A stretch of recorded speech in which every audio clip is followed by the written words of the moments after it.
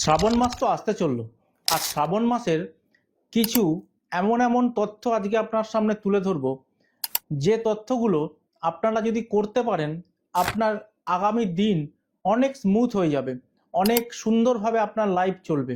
যারা চাকরি পাচ্ছিল না, যাদের খুব ফিনান্সিয়াল ক্রাঞ্চ চলছিল, তাদের ফিনান্সিয়াল ক্রাঞ্চ চলে যাবে।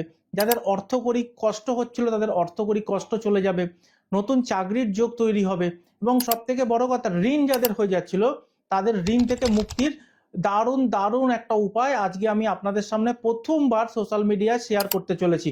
ভিডিওটা একটু লং হতে চলেছে, তাই ভিডিওটাকে পুরোপুরি শুনুন এবং শোনার পর আপনার বন্ধু সার্কেলে প্রচুর প্রচুর শেয়ার করুন, যাতে একসাথে আপনার সাথে আরো সবাইয়ের উন্নতি আপনি করতে পারেন, বা আমার ভিডিওর ইনফরমেশনটা যত দূর পর্যন্ত যাবে তত দূর পর্যন্ত মানুষের এই ভালোটা হয়। আমি তো বলেছি যে 4টে সোমবার করার পদ্ধতি আগে ভিডিও আকারে আপনাদের সামনে উপস্থাপন করেছি, কিন্তু আজকে যে ভিডিওটা করছি সেখানে মহাদেবের সব থেকে প্রিয় একটা জিনিস আমি আপনাদেরকে আলোচনা করব, এবং সেই প্রিয় জিনিসটা যদি আপনারা 4টে সোমবার মহাদেবের ওপর অর্পণ করতে পারেন, আপনার ঋণ, শত্রু এবং ফিনান্সিয়াল ক্রাইসিস চলে যাবে এবং আপনার পরিবারের মধ্যে আসবে একটা আনন্দের ঢেউ এবং সবার মধ্যে একটা হৃদ্যতা বাড়বে এবং সবাই খুব ভালো ভালো পরিবেশ আপনার বাড়িতে দেখতে পারবেন। ফার্স্ট টাইম বলছি, ভিডিওটা প্রচুর শেয়ার করবেন এবং মন দিয়ে শুনবেন। মহাদেবের সব থেকে প্রিয় জিনিস হচ্ছে নাগ কেশর, যেটা শিবপুরাণে উল্লেখ করা আছে। নাগ কেশর হচ্ছে সব থেকে প্রিয় জিনিস মহাদেবের। ধুতরা ফুল ধুতরা ফল তো প্রিয় জিনিস, তার থেকেও প্রিয় জিনিস হচ্ছে মহাদেবের সর্বোত্তম প্রিয় জিনিস হচ্ছে নাগ কেশর। এই নাগ কেশর যদি আপনারা অর্পণ করতে পারেন মহাদেবের উপর 4টে সোমবার, আপনার লাইফে যে প্রবলেম চলছিল, কারণ সমস্ত প্রবলেমের সলিউশন ভোলে বাবার কাছে আছে, আর ভোলে বাবা খুব সহজে খুশি হয়। আর ভোলে বাবাকে যদি আপনি খুব সহজে খুশি করতে পারেন তাহলে আপনার সব সমস্যা মিটে যাবে। তাই নাগ কেশর অবশ্যই অবশ্যই ভোলে বাবার ওপর, ভোলে বাবার মাথায় অর্পণ করবেন। আর যেটা করবেন সেটা হচ্ছে, আপনার ঋণ যদি অত্যাধিক বেড়ে যায়, অনেক টাকা ব্যাংকের লোন হয়ে গেছে, আপনি মানে জর্জরিত হয়ে গেছেন ব্যাংকের লোনের টাকা দিতে, লোন শোধ করতে গিয়ে আবার লোন নিতে হচ্ছে, লোনের ইএমআই অনেক সময় বাউন্স করে যাচ্ছে, তারা অবশ্যই অবশ্যই চেষ্টা করবেন।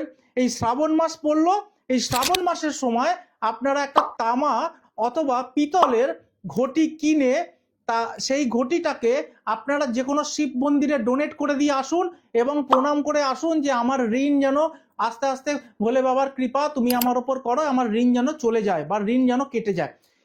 এই ঘটিটা দিয়ে যত মানুষ জল ঢালবে শিবলিঙ্গে, আপনার ফিনান্সিয়াল ক্রাঞ্চ তত কমতে শুরু করবে। এটা টেস্টেড রেমেডি এবং এটা করবেন, অবশ্যই করবেন যারা ঋণগ্রস্ত হয়ে গেছেন। এই শ্রাবণ মাস বছরে একবারই আসে, আর সারা বছরে এই সুযোগটা আপনারা পাবেন না, তাই এই টোটকাটা অবশ্যই করবেন। আর একটা জিনিস যেটা, সেটা হচ্ছে আপনারা অবশ্যই অবশ্যই যখন জল ঢালতে মন্দিরে যাবেন, আপনারা দাঁড়িয়ে জল ঢালবেন না। দাঁড়িয়ে জল ঢাললে তার কোনো ফলপ্রাপ্তি হয় না। মন্দিরে বসে শিবলিঙ্গে জল ঢালবেন, মন্দিরে বসে শিবলিঙ্গে জল ঢালবেন। বারবার বলছি, ডান হাত দিয়ে জল ঢালবেন। স্টিলের কোনো ঘটি বা নিয়ে যাবেন না, স্টিলের কোনো ঘটি আপনারা নিয়ে শিবলিঙ্গে গিয়ে জল ঢালবেন না শিব ভোলে বাবার মাথায়। অবশ্যই কাঁসার অথবা পিতলের ঘটি নিয়ে গিয়েই তারপরে আপনারা জল ঢালুন। এটা করতে পারলে আপনাদের সব সমস্যার সমাধান হবে এই শ্রাবণ মাস থেকেই। আর একটা জিনিস হচ্ছে, পূর্ব দিকে মুখ করে, কখনো পূর্ব দিকে মুখ করে ভোলে বাবার উপর জল অর্পণ করবেন না। সবসময় চেষ্টা করবেন, উত্তরে ভোলে বাবা বসে থাকেন হিমালয় পর্বতে, তাই উত্তরের দিকে মুখ করে আপনারা শিবলিঙ্গে জল অর্পণ করুন।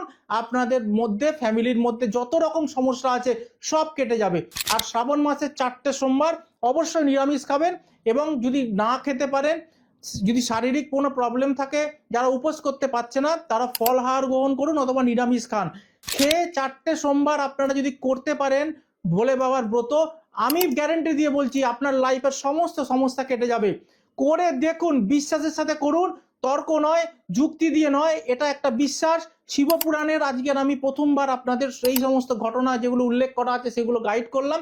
ভিডিওটা প্রচুর শেয়ার করবেন সেই সমস্ত মানুষদের কাছে যারা বিভিন্ন সমস্যায় জর্জরিত হয়ে আজকে লাইফে কষ্ট পাচ্ছে।